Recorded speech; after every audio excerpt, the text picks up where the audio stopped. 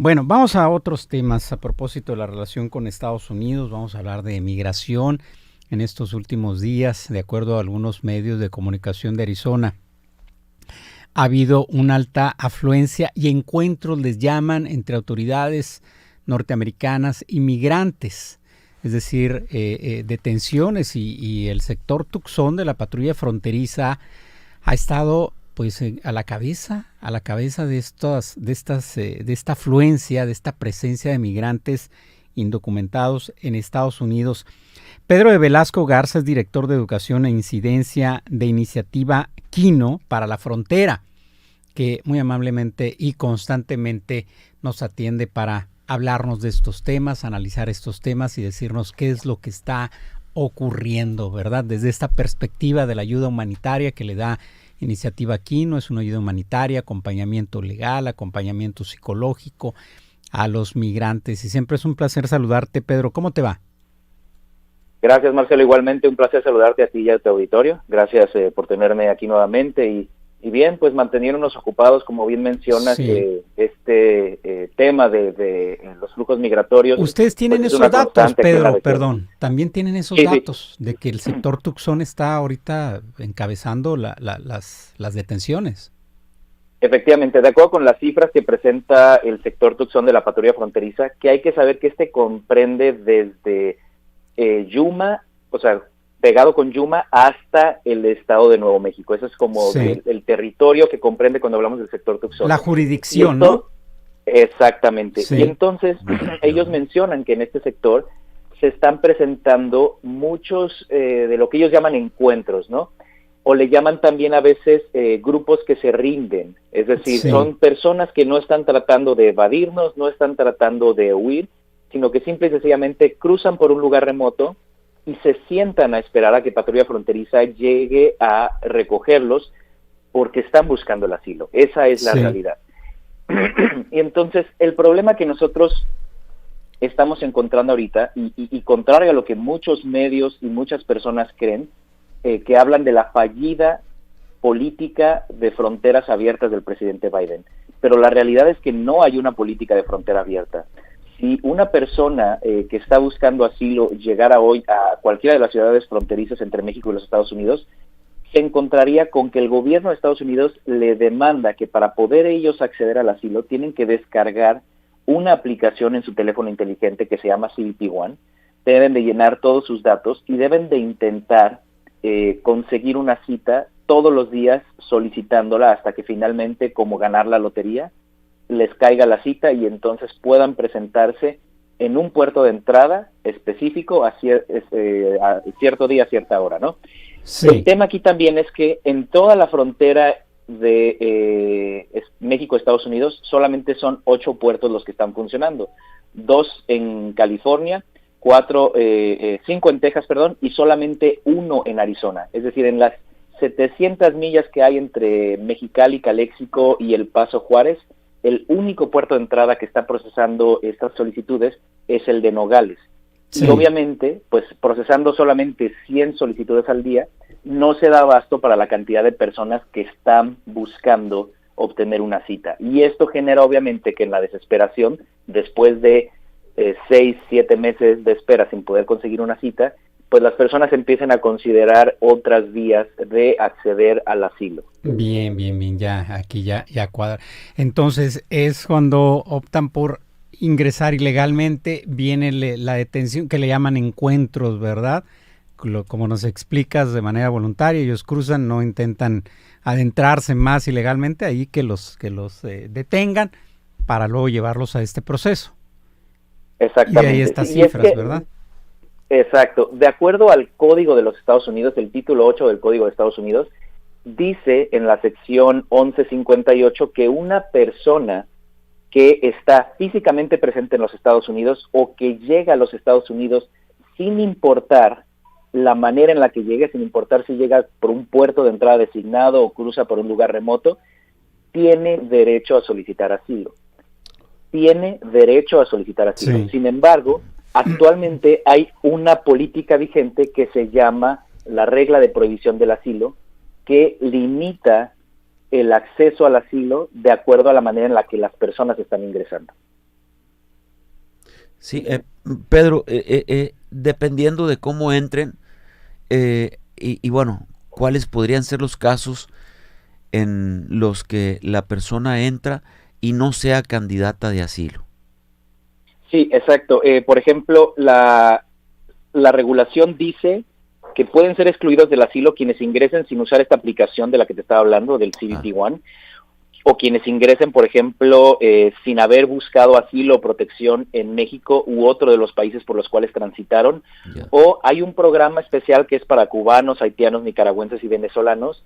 Si son de estas nacionalidades y no utilizaron el programa, no quiere decir que en automático van a ser descalificados, pero sí tienen el acceso mucho más limitado y les van a hacer preguntas específicas del por qué no usaron la aplicación, por qué no buscaron asilo o protección en alguno de los países por los que transitaron y por qué no usaron este programa especial. Y si no dan una respuesta satisfactoria a consideración del oficial de la patrulla fronteriza, van a ser expulsados de manera inmediata sin que medien ningún proceso. Entonces, esa es la realidad. Y obviamente, pues las personas que están en su desesperación buscando asilo no saben de esta regulación que está ahorita vigente y sufren estas consecuencias porque pues las personas que las están cobrando por cruzarlas, obviamente pues no les dicen que esta es la posible consecuencia, ¿verdad? Les falta eso nada más, ¿verdad? De ese pequeño gran detalle a los traficantes, ¿no? Que les cobran. Oye, Pedro, ¿qué están observando?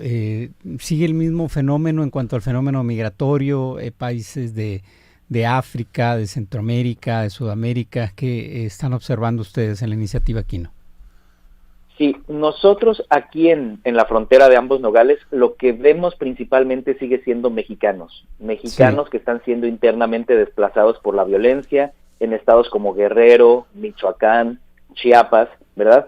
Esto es todavía 3 de cada 4 personas que llegan son mexicanos.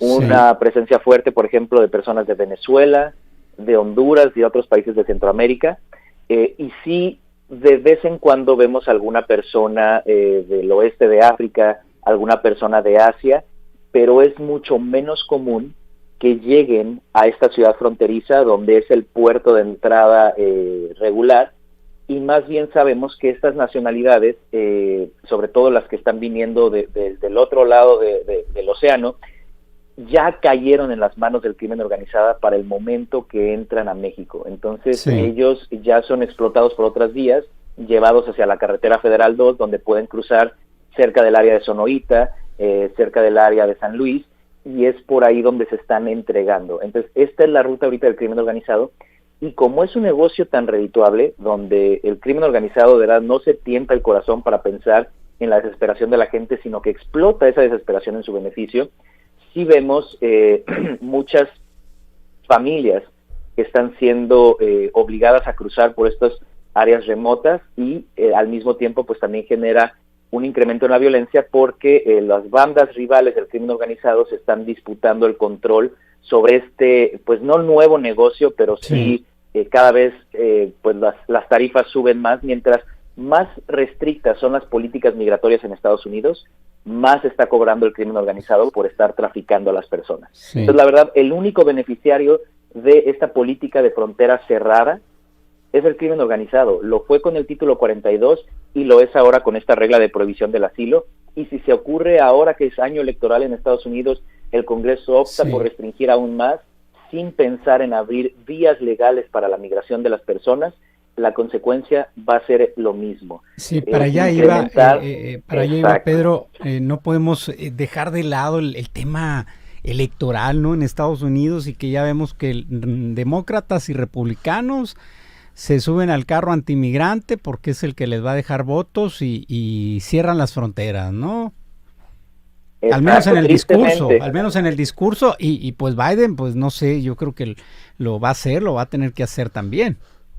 Sí, y es algo, digo, normalmente los candidatos demócratas eran quienes enarbolaban, ¿no?, la causa de la migración humana justa, pero este año vemos un partido demócrata que también se quiere presentar un poco más flexible con la política migratoria, digo, obviamente más flexible que su contraparte republicana, en particular el abiertamente antiinmigrante candidato Donald Trump.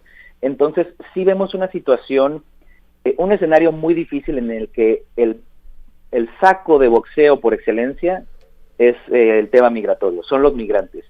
Y entonces, si no exigimos nosotros como ciudadanía políticas humanas, políticas justas, y esto va también para México, que es año electoral, y México ha tenido que estar endureciendo sus políticas de control migratorio por demanda del Departamento de Estado estadounidense, que ha metido mucha presión a través de la Cancillería mexicana para que México blinde su frontera sur, ¿sí? Y para que México esté tacleando un poquito los flujos migratorios que están tratando de llegar hacia el norte del país.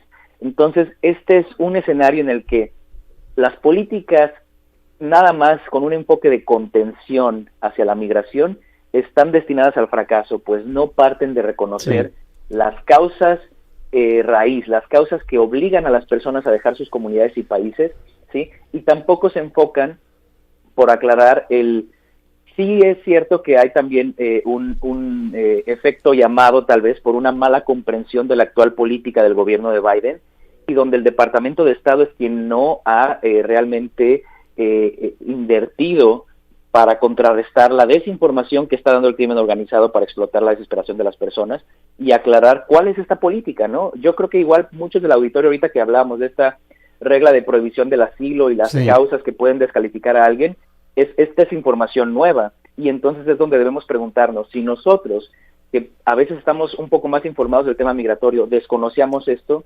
¿cómo podemos esperar que una persona que salió huyendo por su vida de su comunidad, nada más con lo que traía puesto, va a saber de estas políticas, va a saber los últimos cambios en la política pública migratoria? Exacto. Pedro, como siempre, muchas gracias. Pedro de Velasco Garza, director de Educación e Incidencia de Iniciativa Aquino para la Frontera, por este análisis, sobre todo por la precisión tan explícita y este comentario tan explícito, tan claro que nos das de este fenómeno. Muchas gracias. Gracias. Siempre un placer y estamos a la orden. Buen día para ti y a tu auditorio. Gracias, hasta luego, tan claro, ¿verdad? En su explicación. Vamos a hacer una pausa, permítanos un momento, son las 8:16, ya volvemos.